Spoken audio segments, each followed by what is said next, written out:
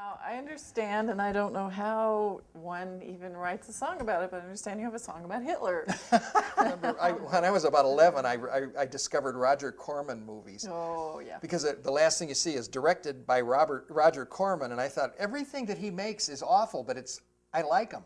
You can't stop watching. Yeah, right. Yeah, it's like absolutely. watching a train wreck Yeah. or something, So I became sort of obsessed with these terrible, terrible movies, and everybody said Plan 9 from Outer Space was the worst movie ever made, and it's not true. No.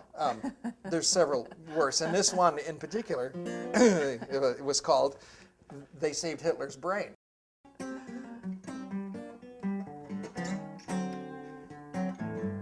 I'll tell you a story. It's about World War II. It seems that the Nazis were just about through. Way up in a bunker, their leader was dead, and so they decided to saw off his head. They could have wrapped it in foil, shipped it off on a plane. They saved Hitler's brain. They saved Hitler's brain. Now they kept it in storage, in a freezer it seems, way back by the ice trays and assorted ice creams. Now they hooked up electrodes so he could still preach from his new frozen homeland by the Haagen-Dazs peach. Now don't ask why he did it, they did it, 'cause I can explain why they saved Hitler's brain. They saved Hitler's brain.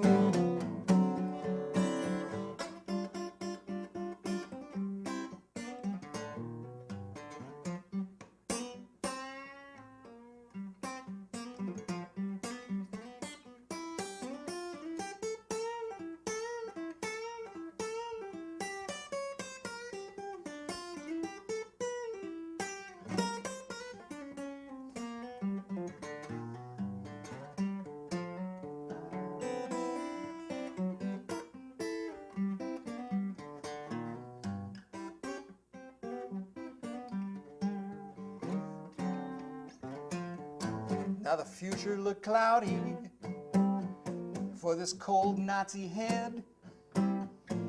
He traded the goose step for goosebumps instead.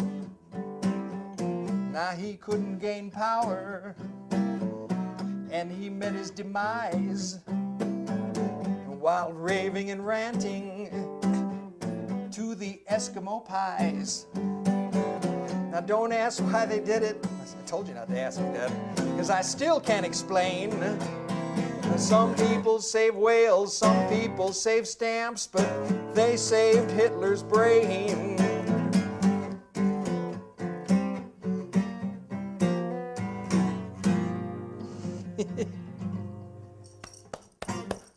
Yeah.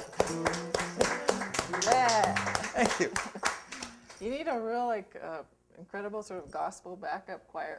Yeah, I always thinking of doing that real with the horns and just the whole thing. Are we back?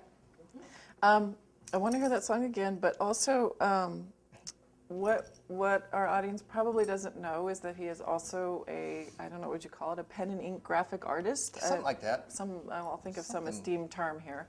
One of the things that's really striking about the work that he does is that it's very intricate. It's kind of a pointillist thing. One of the ones that caught my eye was what he'd done on his guitar. I mean, obviously, his work is displayed behind us, but there's certain themes. There's like a skull theme, there's an aliens theme, but it's all just really intricate. And again, you were telling me, how long did it take to do this? About a year. It's about a year. I wanted it to look like a cross between an old fairy tale book, an old children's fairy tale, how they used to do the engravings on them. And they were always so morbid, I mean, Right. you look at something about children lost in the woods, and they'd have a moon up there to, oh, that would scare kids to death, And so I started off working like that, and the more I got into it, I thought, well, I'll incorporate things that I really like a lot. So I put some flying saucers in it, because I mean, Roswell, of course, is a very famous place now. And I put Godzilla in, the old one, not the one that the kids like. And skeletons, of course, were part of the New Mexico theme. These are bunny rabbits coming through a rip in the fabric of reality here. And every once in a while you see an eyeball or something peeking in. That's the Lovecraftian stuff. And this is one of the Lovecraft old ones. This is Cthulhu peeking through.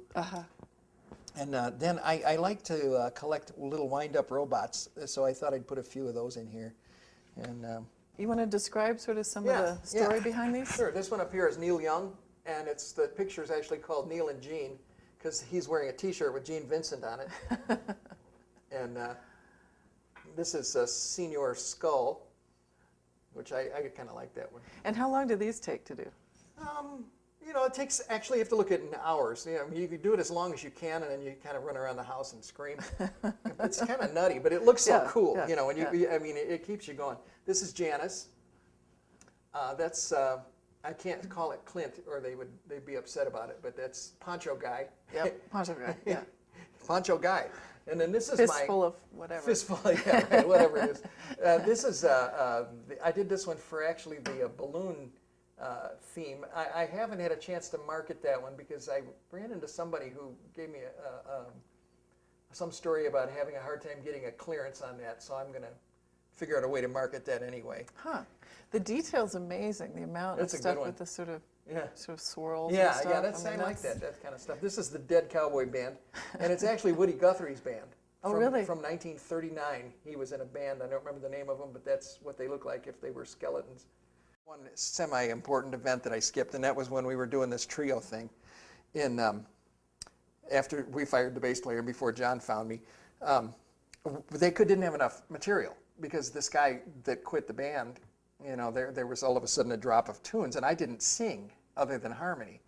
So they said, you're going to have to sing some songs because we don't have enough material. We got to keep working. In other words, so the only thing I knew how to do was Neil Young stuff. I had a few Neil Young albums. He only had a couple albums out at the time, and I could imitate him. I heard you knocking at my cellar door.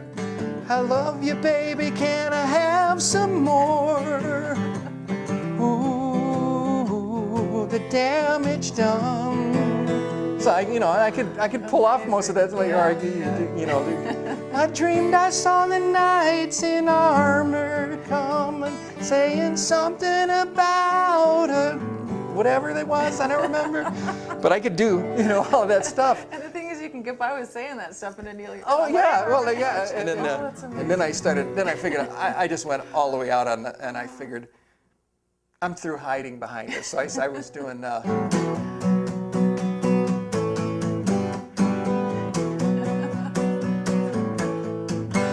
I'm a rich folk singer, but when I need some extra cash, I go out on the road with Crosby, Stills, and Nash. Now I don't really need them, but they still need me, 'cause I'm the only one left who still sings on key. And I figured, what the heck, it's the least I can do, so David Crosby can afford to buy a liver or two. Keep on rocking in the free. But you see, there's a pattern here. Yeah, this was one of the first ones I had done. This is another horrible movie. Oh, no starring problem. Tommy Kirk and, oh gosh, what was her name? She was Batgirl on the TV show. Oh my goodness. Yvonne Craig. Terrible, terrible movie. Tommy Kirk is a Martian, obviously coming down to breed with our women, and he wore like a wetsuit. Tommy Kirk being a Mouseketeer. Yeah. Yeah, okay, anyway, it goes.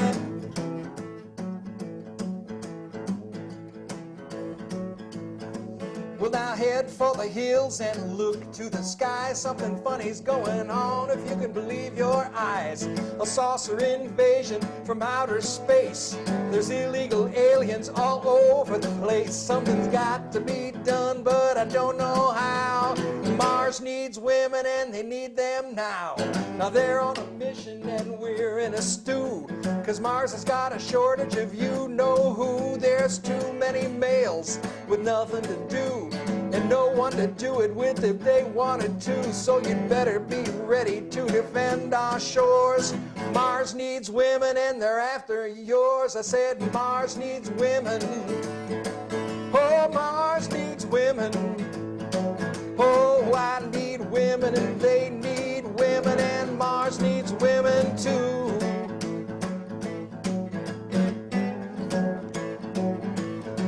Now the order's been given, the soldiers advance. Martian love troopers with their minds on romance. Well, love is the answer and it means war. You give them an inch, they're gonna want 3 or 4. They're coming to get you, they're coming for love. They're coming all the way from Mars up above. I said Mars needs women. Oh, Mars needs women. Oh, I need women and they need women, and Mars needs women too.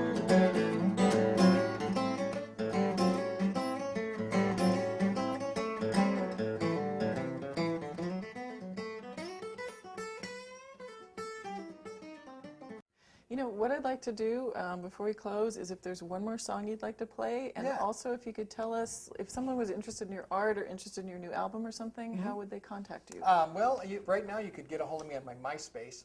It's myspace.com/Mr. Johnny Burns. One word, no caps, no punctuations, anything, and it'll bring up the site. And let's see, Hitler's Brain is on that, and Mars Needs Women is on that, and a song called Freddie's Blues is on that, which is a good one that I had written for a bartender in Chicago. They're coming to get you. The order's been placed. It's not how good you look, it's how good you taste. Now don't try and stop them, 'cause these guys are rough. And when the rough get going, the chewing gets tough. Now they're not too choosy and they're not too neat.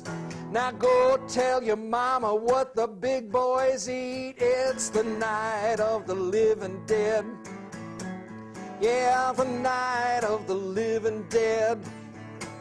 It's the dawn of the dead, the day of the dead. It's the night of the living dead. Now there's zombies to the left and zombies to the right. They're all dressed up for dinner on a Saturday night. Now they might have Chinese or Mexican or French, or they might just eat a bag lady sleeping on a bench. Now they're not too particular, so watch out, bub, or you might become a victim of the Clean Plate Club. It's the night of the living dead. Yeah, the night of the living dead.